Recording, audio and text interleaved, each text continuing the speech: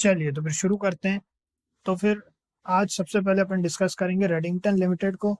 तो ये हमारी ट्रेडिंग कम्युनिटी में से निकला है। ये स्टॉक काफ़ी अच्छा स्टॉक है ये। तो अभी काफ़ी समय से थोड़ा सा ये दिक्कत कर रहा था, लेकिन अपन ओवरऑल डिस्कशन में आपके साथ में बताएंगे क्या है क्या नहीं है। Market by the way open है और आज स्टॉक ने अच्छी रैली की है अपसाइड की।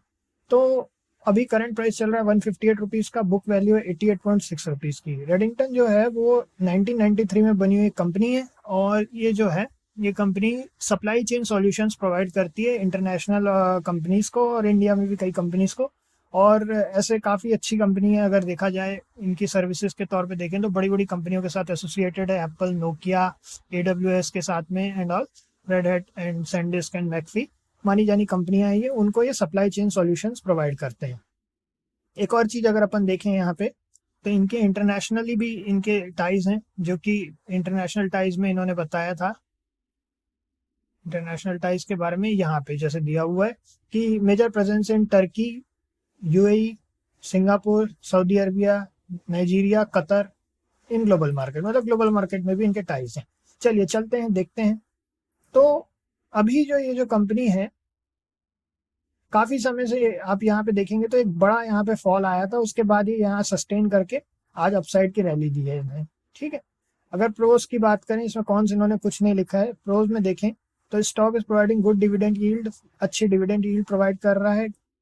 प्रॉफिट ग्रोथ भी 23.7% का CAGR का है। Company has been maintaining healthy dividend pay out. तो डिविडेंड यील्ड भी अच्छा है, डिविडेंड पे आउट भी अच्छा है इनका।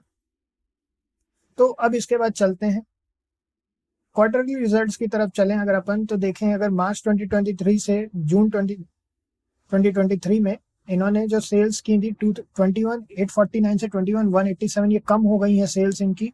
एक्सपेंसेस इनके कम हो गए, एक्सपेंसेस भी। अगर ऑपरेटिंग प्रॉफिट की बात करें तो 543 से 419 करोड़ का हो गया, जो कि कम हुआ है। ऑपरेटिंग प्रॉफिट मार्जिन परसेंटेज 2% का उतना ही है। अदर इनकम जो है वो बढ़ी है। इंटरेस्ट 92 से 88 हो गया। डेप्रिसिएशन की बात करें तो 43 से 42 हो चुका है। प्रॉफिट बिफोर टैक्स 455 करोड़ से 352 करोड़ हो गया। टैक्सेशन की बात करें तो टैक्स परसेंटेज में 28% से 27% हो गया। नेट प्रॉफिट जो है 328 करोड़ से 255 करोड़ कम हो गया है। अर्निंग पर शेयर जो है 3.97 से 3.18 हो गया। अब इसके बाद में अगर अपन देखें प्रॉफिट एंड लॉस में, ईयरली बेसिस पर अगर अपन बात करें तो 62,644 से 79,377, जो कि बढ़ा है ओवरऑल ईयरली बेसिस पे। एक्सपेंसेस भी इनके बढ़े हैं। ऑपरेटिंग प्रॉफिट भी इनका 1839 से 2203 हो चुका है ना, 1839 से 2203। ऑपरेटिंग प्रॉफिट मार्जिन परसेंटेज 3% का 3% ही है। अदर इनकम जो है 88 से सीधा 142, अच्छा जंप है। उसके बाद में इंटरेस्ट की बात करें तो 163 से 355 हो चुका है इंटरेस्ट। उसके बाद में अगर डेप्रिसिएशन की बात करें तो 141 से 155 हो गया। प्रॉफिट बिफोर टैक्स 1622 से 1833 हो चुका है। टैक्सेशन परसेंटेज 19% से 21%। नेट प्रॉफिट जो है 1315 से 1439 हो चुका है। 1315 से 1439, जो कि बढ़ा है। अर्निंग पर शेयर जो है 16.38 से 17.82 हो चुका है। और डिविडेंड पे आउट 40% का पिछले साल जैसे ही 40% है। उसके पहले उन्होंने 60% का दिया था, जो कि अभी तक इनकी जो रिपोर्ट है हमारे पास में उसके हिसाब से सबसे ज्यादा था, जो कि 2021 का है। अपने पास 2012 से यहाँ पे दिखा रहा है। 60% का हाईएस्ट इन्होंने 2021 में दिया था।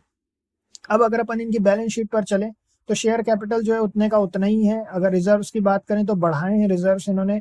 बोरोइंग्स की बात करें तो बोरोइंग काफी ज्यादा बढ़ गई है इनकी, 831 से 321 हो चुका है। उसके बाद अदर लाइबिलिटीज की बात करें तो 11,792 से 13,030 हो चुका है, जो कि काफी ज्यादा लाइबिलिटी भी बढ़ गई है। टोटल लाइबिलिटीज की बात करें तो 18,407 से 23,278 करोड़ की हो चुकी हैं, जो काफी बढ़त हुई है। उसके बाद में अगर फिक्स एसेट्स की बात करें तो वो भी बढ़े हैं, 700 से 877 हो गए। CWIP 8 से 12 हो चुका है, काफी कम हो गया। इन्वेस्टमेंट जो है इन्होंने जीरो थे, पिछले 3 साल से जीरो चल रहे थे। अभी इस साल इन्होंने 34 करोड़ का इन्वेस्टमेंट किया। उसके बाद फिर अदर एसेट्स की बात करें तो 17,622 से 22,354 हो चुका है। टोटल एसेट्स की बात करें तो टोटल एसेट्स इनके 23,278 हो चुके हैं। कैश फ्लो की बात करते हैं। कैश फ्लो जो है ऑपरेटिंग एक्टिविटी से नेगेटिव चल रहा है अभी, और इन्वेस्टिंग एक्टिविटी से पॉजिटिव 243 हो चुका है, और फाइनेंसिंग एक्टिविटी से 1529 हो चुका है। नेगेटिव कैश फ्लो चल रहा है अभी इनका। तो ये एक थोड़ा सा सोचने वाली बात है कि नेगेटिव कैश फ्लो चल रहा है। अगर अपन देखें तो लास्ट टाइम इनका नेगेटिव कैश फ्लो 2018 में हुआ था और वो मात्र -38 का था। इस बार इनका नेगेटिव कैश फ्लो 2012 से हाईएस्ट नेगेटिव कैश फ्लो है इनका। तो थोड़ा सा इस चीज़ का ध्यान देने वाली चीज़ है। अब इसके बाद में रेशियोज की बात करें अगर अपन, तो डेटर डेज की बात करें तो 51 से 55 हो चुके हैं, बढ़ चुके हैं। इन्वेंट्री डेज जो है 27 से 35 वो भी बढ़ चुके हैं। डेज पेएबल जो है 63 से 54 हो चुका है, कम हुआ है। कैश कन्वर्जन साइकिल देखें अगर अपन तो 15 से सीधा 36 हो गया, डबल से भी ज्यादा। ठीक है, अगर अपन वर्किंग डबल से ज्यादा अपने एकदम से होना थोड़ा सा अलग बात है, but anyways working capital days की बात करें तो 14 से 35 हो गया और आरओसी जो है 29 से 26% का हो चुका है। अब अपन चलते हैं इंपॉर्टेंट चीज शेयर होल्डिंग पैटर्न पे। शेयर होल्डिंग पैटर्न पे जो है प्रमोटर होल्डिंग इसमें नहीं लिखी हुई है।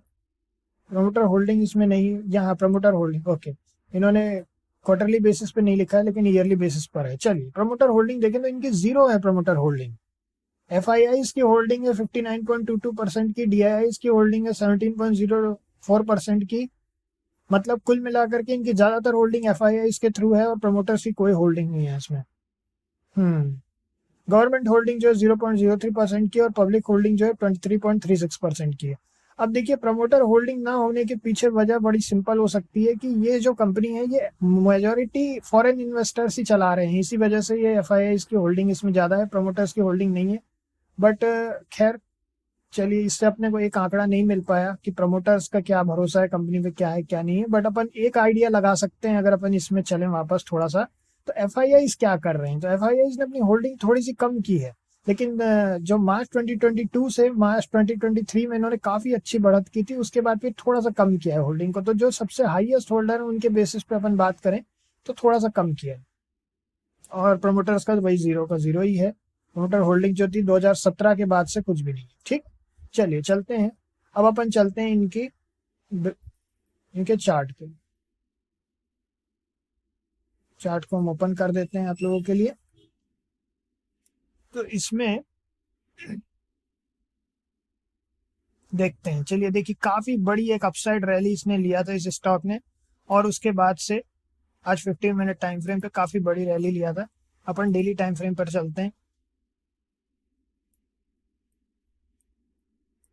अगर अपन डेली टाइम फ्रेम पर बात करें तो ये जो स्टॉक है, बाकी सभी चीजों को बंद कर देते हैं एक्स्ट्रा।